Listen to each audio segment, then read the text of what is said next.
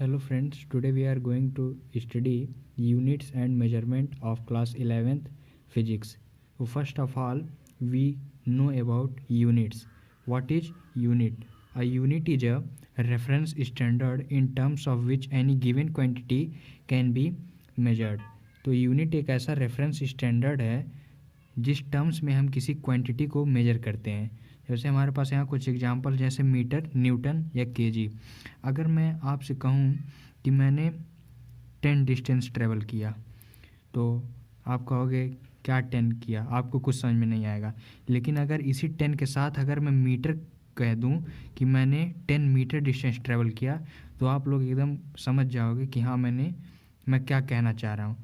और मैं अगर कहूँ कि आपसे मैं किसी बॉडी पे 10 ही न्यूटन का फोर्स अप्लाई कर रहा हूँ तो आप एकदम कंफर्म हो जाओगे कि हाँ ये मैं 10 न्यूटन का फोर्स अप्लाई कर रहा हूँ। तो इसमें जो मेन रोल प्ले कर रहा है, मतलब अगर हम इसमें प्रिंसिपल माने तो ये क्या है, न्यूटन। न्यूटन क्या है, हमारा यूनिट है। ऐसे ही केजी है। तो जब तक हम किसी क्वांटिटी में उसको कोई रेफरेंस स्टैंडर्ड नहीं प्रोवाइड करते हैं तब तक वो क्वांटिटी मीनिंगलेस होती है। तो हमने यूनिट्स यहाँ पे समझ लिया। अब हम बात करते हैं मेजरमेंट्स की। तो मेजरमेंट्स होता है the comparison of any physical quantity, the comparison of a physical quantity with its standard unit.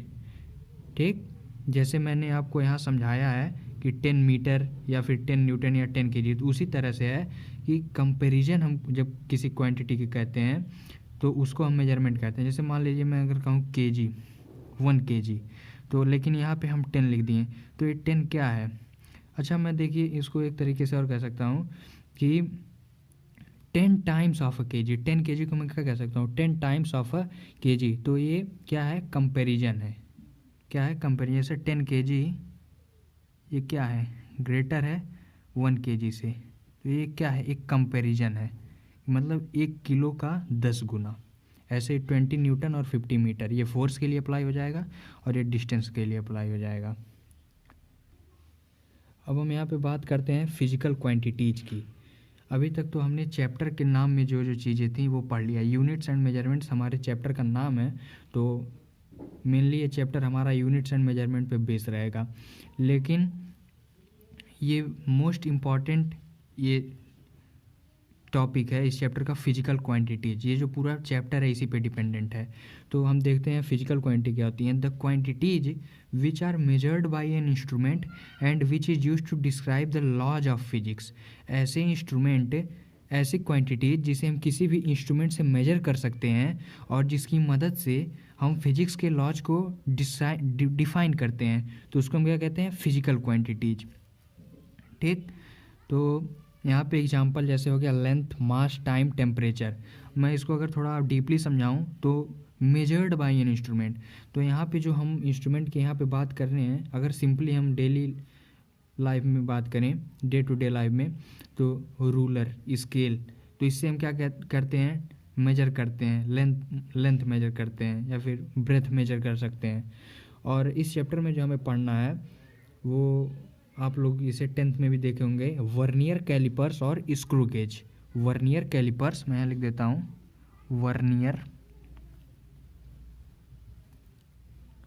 Vernier callipers और स्क्रू गेज, इसके बारे में हम सब कुछ पढ़ेंगे। इसका लिस्ट काउंट क्या होता है, ये सब। तो ये हमारी फिजिकल क्वांटिटीज है, length, mass, time, force, etcetera. तो ये सब हमारी क्या है, फिजिकल क्वांटिटीज। अब फिजिकल क्वांटिटीज के भी फर्दर डिवीजन होते हैं। फिजिकल क्वांटिटीज 3 तरह की होती हैं। फंडामेंटल फिजिकल क्वांटिटीज पहला, दूसरा डिराइव्ड फिजिकल क्वांटिटी, और तीसरा होता है सप्लीमेंट्री फिजिकल क्वांटिटीज। मैं आप लोग को इसका डेफिनेशन बताता हूँ। यहाँ पे फंडामेंटल फिजिकल क्वांटिटीज देखते हैं, तो ऐसी क्वांटिटीज जो किसी अदर फिजिकल क्वांटिटीज पे ना डिपेंड करें। इसका डेफिनेशन है the physical quantities which does not depends on any other quantity is called fundamental physical quantities. और फंडामेंटल फिजिकल क्वांटिटीज 7 होते हैं। ये इनकी संख्या कितनी है, 7। They are 7 in numbers, they are 7 in number. जैसा कि आप लोग को नाम से ही लग रहा है फंडामेंटल, तो ये किसी भी अलग क्वांटिटी पे डिपेंड नहीं करती हैं, ये 7 ही होती हैं। और फिजिक्स में हम जितने भी क्वांटिटीज़ के बारे में पढ़ेंगे उन सब में ये 7 फिजिकल क्वांटिटीज डायरेक्ट या इनडायरेक्ट रूप से यूज होती हैं। अभी हम इसका डायमेंशन आपको बताऊंगा, डायमेंशन क्या होता है और फंडामेंटल फिजिकल क्वांटिटीज के डायमेंशंस इंपॉर्टेंट होते हैं। अब आगे बढ़ते हैं, मैं आपको डिफिनेशन दिखाता हूँ डिराइव्ड फिजिकल क्वांटिटीज का और सप्लीमेंट्री फिजिकल क्वांटिटीज। तो अब हम डिराइव्ड फिजिकल क्वांटिटीज़ की बात करते हैं। तो ऐसी quantities, the quantities which depends on fundamental physical quantities are called derived physical quantities. मतलब ये जो क्वांटिटी होगी या ये उन सातों जो मैंने आपको बताया है, length, mass, time, temperature, electric current, luminous intensity, amount of substance, इन सब पे ये डिपेंड करती है। मतलब फंडामेंटल है, मैं बता रहा हूँ फिर से इसको। मान लीजिए कि ऐसी कोई चीज़ जो लेंथ पे डिपेंड करे या फिर लेंथ या मास उन दोनों को कंबाइन करके बने। इसके बारे में आगे हम डिस्कस करेंगे, अभी तो हम केवल डिफिनेशंस की बात कर रहे हैं। और तीसरी जो फिजिकल क्वांटिटीज है वो सप्लीमेंट्री फिजिकल क्वांटिटीज। तो ये स्पेशल केस है और ये दो ही दिया गया है। तो ये ऐसी क्वांटिटीज होती हैं जिनके पास यूनिट्स तो होता है, यूनिट्स मतलब रेफरेंस स्टैंडर्ड जो मैंने आपको बताया। तो इसका जो ये दो होते हैं, इनका यूनिट्स होता है लेकिन ये डायमेंशनलेस होते हैं, इनका कोई डायमेंशन नहीं होता। अभी हम डायमेंशंस की बात करने वाले हैं। तो they are two in numbers, first plane angle and solid angle. Plane angle को हम मेजर करते हैं रेडियंस में और सॉलिड एंगल को मेजर करते हैं स्टेरेडियन में। तो ये दोनों क्या हैं, कंजिक्यूटिव यूनिट्स हैं, ठीक। और ये इनका सिंबल है RAD SD, रेडियन स्टेरेडियन। यहाँ पे डायमेंशंस की बात करें तो dimensions are the parts to which fundamental quantities are raised in order to describe the derived unit of a quantity. इस डिफिनेशन को अगर हम ध्यान से देखें तो एक टर्म आ रहा है, are the parts to which fundamental quantities are raised. मतलब जो डायमेंशंस का पार रहेगा वो किस पे लगेगा, फंडामेंटल क्वांटिटीज पे, जिसकी मदद से हम किसी भी डिराइव्ड क्वांटिटी को डिस्क्राइब कर सकते हैं। इसका हम ढेर सारा एग्जांपल्स देखने वाले हैं। मैं आपको एक रूल बताता हूँ कि मोस्टली जो हमारे सिलेबस में है MLT, मास, ये लेंथ और ये टाइम, मोस्टली जो है डायमेंशंस को हम रिप्रेजेंट करेंगे वो MLT के फॉर्म में रिप्रेजेंट करेंगे। और यहाँ पे जो इलेक्ट्रिसिटी से जो हमारा आएगा उसमें कुछ अलग, जैसे इलेक्ट्रिक करंट को I से रिप्रेजेंट करते हैं, टेम्परेचर को थीटा से रिप्रेजेंट करते हैं, लेकिन वो केसेज बहुत कम आएंगे। यहाँ पे मोस्टली केसेज ये मास, लेंथ और टाइम MLT के फॉर्म में हम रिप्रेजेंट करेंगे। और जो हम MLT के फॉर्म में रिप्रेजेंट करेंगे उसको क्लोज करने के लिए हम ये स्क्वायर ब्रैकेट्स का प्रयोग करते हैं। अब मैं एग्जांपल्स आपके सामने ढेर सारा बताऊंगा, चलिए देखते हैं। डायमेंशंस को देखने से पहले हम एक बार फंडामेंटल फिजिकल क्वांटिटी जो 7 होते हैं उनके बारे में डिस्कस कर लेते हैं। तो ये length, mass, time, temperature, electric current, luminous intensity और एक होता है अमाउंट ऑफ सब्सटेंस।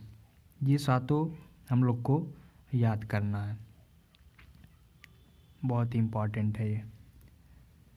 अब हम इसके यूनिट और इसके सिंबल के बारे में डिस्कस करने वाले हैं। तो लेंथ को हम मेनली जो है किलोग्राम में मेजर करते हैं, ये इसकी SI यूनिट है, इसकी ये SI यूनिट है। यहाँ पे मैं लिख भी देता हूँ, ये जो क्वांटिटीज़ हैं ये इन सब की SI यूनिट है। मास, लेंथ को मीटर में, mass kilogram, time seconds, temperature kelvin, Celsius नहीं है याद रखिएगा, केल्विन। इलेक्ट्रिक करंट जान रहे होंगे आप लोग, 10th में पढ़े हैं, एम्पियर। लुमिनस इंटेंसिटी कैंडला और अमाउंट ऑफ सब्सटेंस को मोल में, केमिस्ट्री में अधिक ये यूज होता है। तो अब लेंथ को M से, kilogram, KG, second S, kelvin. देखिए इसके जो यूनिट है इसको हम K से अधिक रिप्रेजेंट करते हैं। एम्पियर को A से भी कर देते हैं, क्योंकि I से भी कर देते हैं। कैंडला CD, मोल को MOL, LE को नेगलेक्ट कर देते हैं। अब हम बात करेंगे डायमेंशंस की। तो हम यहाँ डिस्कस करेंगे how to find dimensions, dimensions को कैसे निकाला जाता है। जैसे ये फंडामेंटल क्वांटिटीज की हमको लेनी है लेंथ, तो लेंथ को सिंपली हम L से रिप्रेजेंट करेंगे और एक स्क्वायर ब्रैकेट में इसको इनक्लोज कर देंगे। ठीक, अगर ऐसे सिंपल लिखा है तो मतलब L⁴ क्या है 1 है। ठीक, केवल ऐसे हम राइट कर देंगे।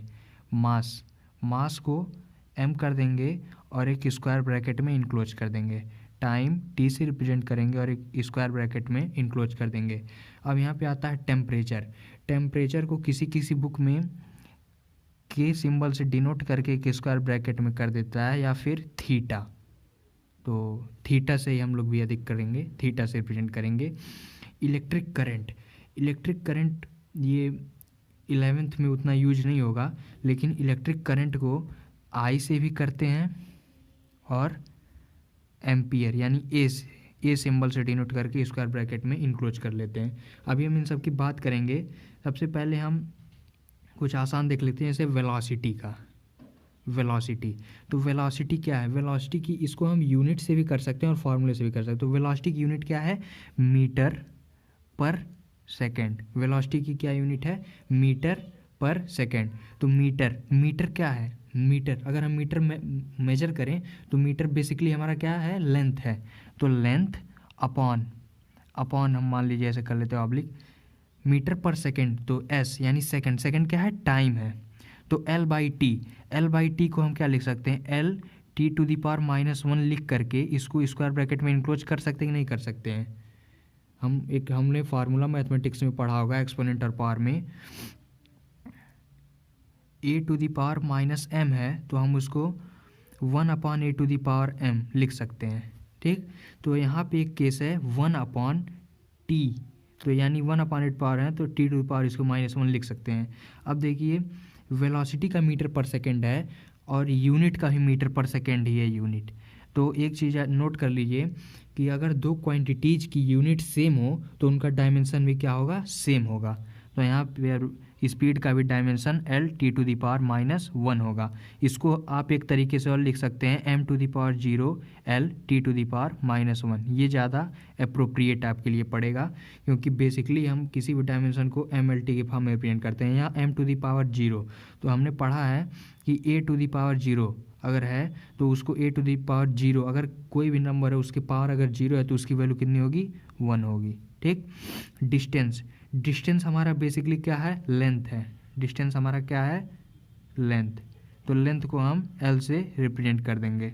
अब आते हैं यहाँ फोर्स का फार्मूला हमने क्लास 9th-10th में डिस्कस किया है, मास इंटू एक्सीलरेशन।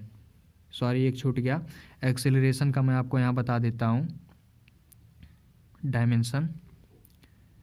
तो एक्सीलरेशन होता क्या है? Change in velocity upon time. और अगर हमको यूनिट से अगर डायरेक्ट हमको करना है तो हम यूनिट हमको याद है मीटर पर सेकेंड स्क्वायर। तो मीटर क्या है? बेसिकली लेंथ है, और सेकेंड स्क्वायर यानी टाइम स्क्वायर यानी T⁻²। तो इसको हम लिख सकते हैं m0 L(T⁻⁻2) होगा। ऊपर आया है ना। अब फोर्स बात करते हैं मास इंटू एक्सीलरेशन की। ठीक, तो मास तो m ही हो जाएगा। ठीक, अब एक्सीलरेशन की हमें यूनिट अभी हमने डिराइव की m0 L(T⁻²). इन दोनों को कंबाइन करेंगे यानी मल्टीप्लाई करेंगे, तो m इंटू m⁻0, तो क्या हो जाएगा? m ही हो जाएगा। इसकी वैल्यू तो 1 हो जाएगी, तो m हो जाएगा L(T⁻²). तो ये हमारा हो गया डायमेंशन फोर्स के लिए mL(T⁻²). अब आसान बात करते हैं जो हमने क्लास 9th या 10th में डिस्कस, मोमेंटम। तो मोमेंटम क्या होता है? mv यानी मास इंटू वेलोसिटी। तो मास का क्या होता है? डायमेंशन m होता है, और वेलोसिटी का भी हमने फाइंड आउट किया है मीटर पर सेकेंड स्क्वायर यानी मीटर पर सेकेंड यानी L(T⁻⁻1). तो L(T⁻⁻1), तो इसका हो जाएगा mL(T⁻⁻1). इम्पल्स होता है मास ये अभी हम आगे पढ़ेंगे। जब कोई एक शॉर्ट स्मॉल फोर्स अप्लाई किया जाता है, लार्ज फोर्स बहुत स्मॉल टाइम के लिए, तो हम इसको इम्पल्स कहते हैं। इसको हम आगे पढ़ेंगे। तो देखिए यहाँ पे हम इम्पल्स का फार्मूला, आगे आप फार्मूला पढ़ेंगे लेकिन मैं वैसे ही बता देता हूँ। इम्पल्स जब कोई एक लार्ज अमाउंट ऑफ फोर्स बहुत स्मॉल टाइम के लिए अप्लाई किया जाता है तो इसको हम इम्पल्स कहते हैं। तो force into time, main formula होता है F into D T. D T small time के लिए होता है। तो इसका फोर्स का हम जानते हैं क्या होता है, एम एल टी की पावर -2। ये फोर्स का डायमेंशन होता है और टाइम का टी, दोनों को जब हम कंबाइन करेंगे तो आ जाएगा एम एल टी की पावर -1। ये कैसे हुआ, देखिए टी की पावर -2 और टी, तो a to the power m into a to the power n is equals to a to the power m plus 1। तो यहाँ 1 है, यहाँ -2 है, -2 + 1 यानी -1। ठीक, तो यहाँ पे इम्पल्स, अब पावर का और इसका एनर्जी का आप लोग के लिए होमवर्क है, क्लास 9th के फार्मूले पे ये डिपेंड है। और वर्क का मैं बता देता हूँ, ये भी कर लीजिएगा, एम एल टी की पावर ml² टी की पावर -2। ये आप लोग को ये फोर्स और वर्क का, और ये बेसिकली MLT का आपको याद रहना चाहिए। इलेक्ट्रिक चार्ज को मैंने आपको बताया है, चार्ज क्या होता है, I is equals to I, मतलब इलेक्ट्रिक करंट क्या होता है, I is equals to Q into 2। Electric current को हम रिप्रेजेंट करते हैं I से या फिर थीटा से। तो मैं नेक्स्ट वीडियो में सबसे पहले आप लोग को जो होमवर्क है वो डिस्कस करूँगा। आप लोग इसमें थोड़ा सा अपना ब्रेन यूज करिएगा, ये हो जाएगा। तो ये मेरा पहला वीडियो है, तो अगर इसमें कोई आपको कमी लगे तो आप कमेंट करके ज़रूर बताइएगा। Thank you so much. अगर आपको वीडियो पसंद आए तो आप इसको लाइक करिए, चैनल को सब्सक्राइब करिए और शेयर करिए। Thank you.